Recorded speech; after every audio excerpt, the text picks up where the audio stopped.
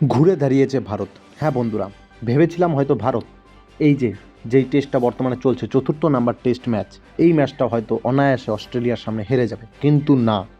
নীতিশ কুমার রেড্ডি এবং ওয়াশিংটন সুন্দর তারা যেভাবে ম্যাচটাকে ঘুরিয়ে দাঁড় করিয়ে দিয়েছে, যেটা এখন ভারতের ক্ষেত্রে পজিটিভ। বন্ধুরা, আজকে 3 দিন ম্যাচ চলছে, আর কিছুক্ষণ পরে 3 দিনের খেলাও শেষ হয়ে যাবে।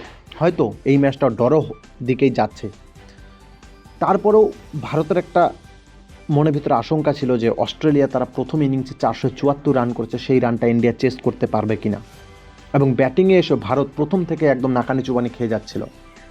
জয়সওয়াল একটা দুর্দান্ত ইনিংস খেললেও রান আউট হয়ে যায়। পরবর্তীতে ভারতবর্ষের ব্যাটিংয়ের একটা বিরাট ফারাক তৈরি হয়, সেরকম রান আর কেউ পায় না। কেএল রাহুল একটা নক করেছিল, কিন্তু লম্বা ইনিংস খেলতে পারেনি।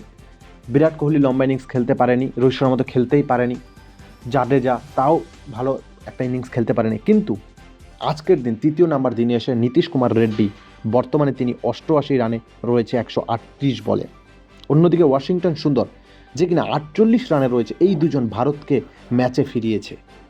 বর্তমানে ভারতের আরও 138 রান লাগে, যে 474 রান করছে সেই রানটাকে চেস করতে গেলে। ভারতের হাতে এখনও কিন্তু 3টা উইকেট রয়েছে।